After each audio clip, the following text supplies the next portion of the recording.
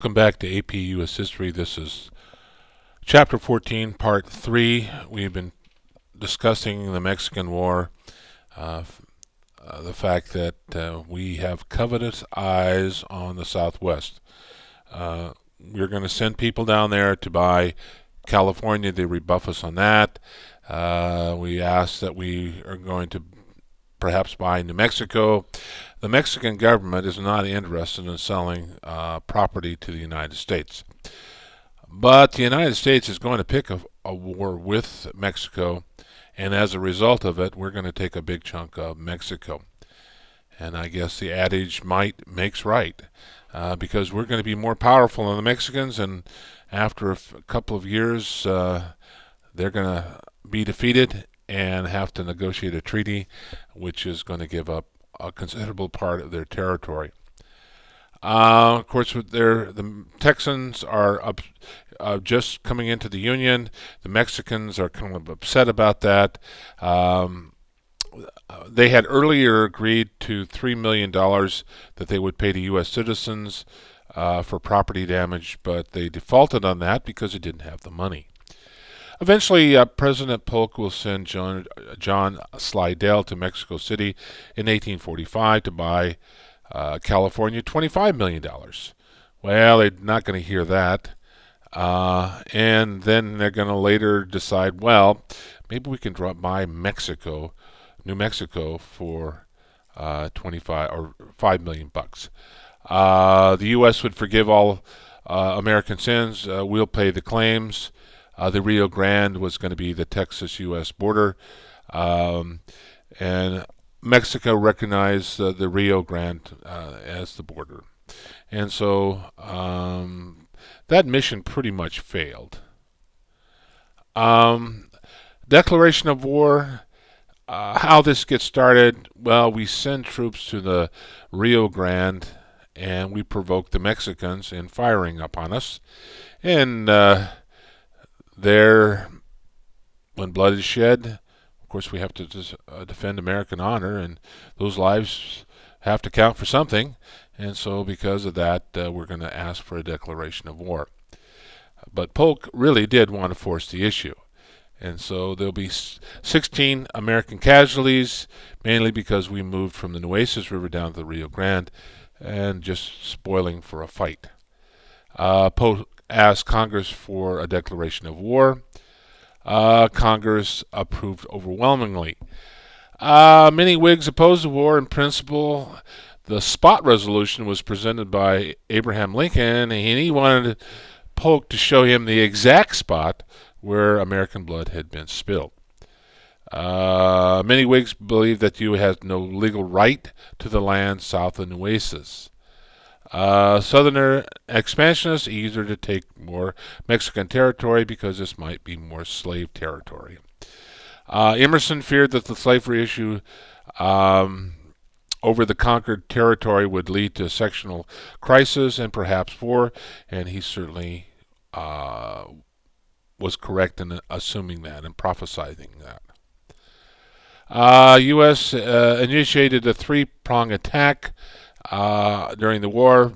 Captain John Fremont captured California and took that from the Mexicans, and this was the Bear Flag Republic, and of course the bear being on the California state flag. Kearny captured Santa Fe and moved on to California.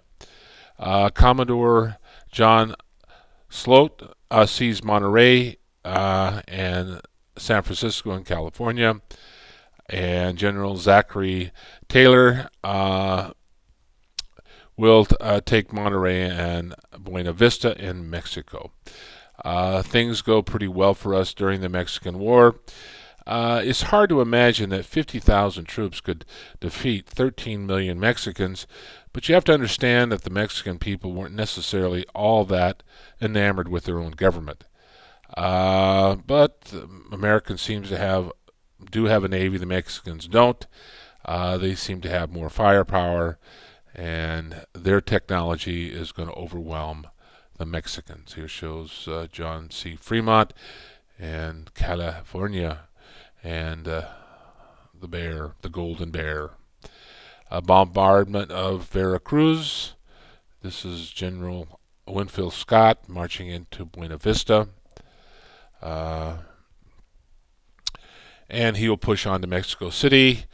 Mexico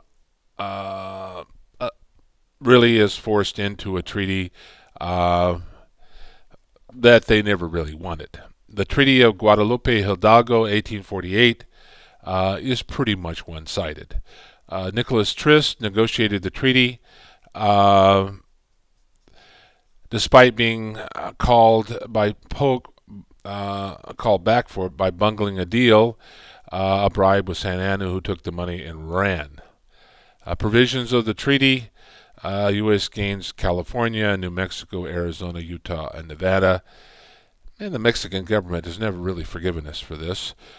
We've essentially stole the Southwest from them. But we're magnanimous, and doggone it, we do give them $15 million. And the last purchase will be the Gadsden purchase, and that's in 1853, and that's because we want to build a railroad. And this sort of rounds out our borders, our southern borders and our western borders. And eventually later we'll annex by treaty Alaska, and then we'll force the Queen from her throne in Hawaii, and that will become another state later on. Of course, this is the course of the empire, pointing the way west and driving out those before them. And so any claims against the Mexican government we're going to take care of. That's beautiful. The treaty is approved by the Senate after a bitter debate. Well, what were the results of this war? Most historians will say that this really is the beginning of the end in terms of the Civil War.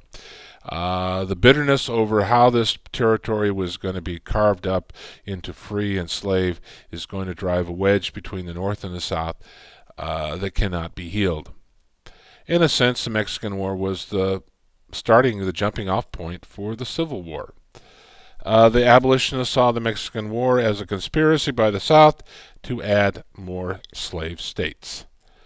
There was something called the Wilmot Proviso, proposed by a Northerner, that said, well, we got all this new territory, let's pass a resolution that says there aren't going to be any slaves there. Of course, this passed the House twice, but never passed the Senate, so it never became law. Southerners resented Northerners' attempt to prevent the expansion of slavery. The U.S. increased by a third, including Texas, bigger than the Louisiana territory. So we carved off a big chunk for ourselves. The sentiment for Manifest Destiny seems to increase. Well, look at us. We're acquiring more land. It must be God's will. Of course it will. This is Wilmot Proviso. He was a Democrat from Pennsylvania. This never really ever came of anything, but it does create some friction between the North and the South. Latin America began to negatively view the U.S. as the Colossus of the North. Was there anything that was going to stop them? And they got a little nervous because maybe they are going to cast their eyes on them.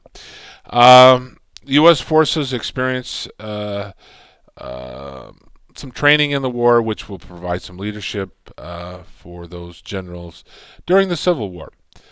So this is sort of a dress rehearsal. Well, we've rounded out our borders. People are moving west. Everything is good. Well, there is one little fly in the ointment, and that is the slavery issue, and destined to drive a wedge between the North and the South and eventually cause the Civil War. And we'll stop right there.